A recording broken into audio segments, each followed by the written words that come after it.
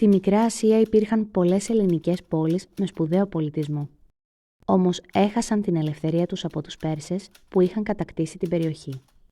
Το 500 π.Χ. εξεγέρθηκαν, ξεκινώντας την Ιωνική Επανάσταση που όμως καταπνίγηκε. Η τελευταία ναυμαχία έγινε το 494 π.Χ. στο νησάκι Λάδου.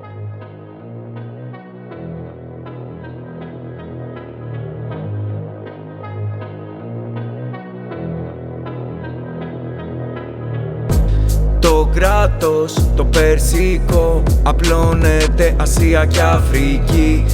Αρχηγός ήτανε ο μεγάλος βασιλιάς εκεί. Σάτραπες διοικούν τις χωρισμένες περιφέρειες.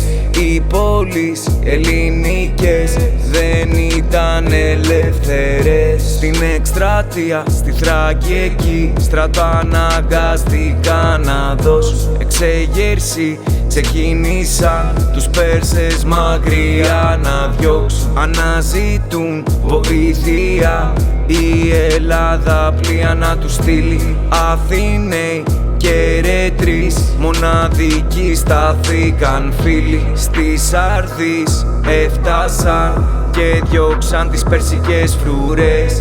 Τι κι αν προσπάθησαν, οι δυνάμεις τους δεν ήταν αρκετές. Το 494 τα πλοία τους νικηθήκαν στο νησάκι Λάδι. Η Μιλήτος Πολυτράνη απ' τους Πέρσες κατά της ερημάδι. Στην Αθήνα η είδηση αυτή πόνο προκάλεσε και λύπη τρομερή. Οι Ιώνες θεατρικό φτιάξανε για την καταστροφή. Οι θεάτες στο θέατρο δάκρυσαν σε όλη την παράσταση.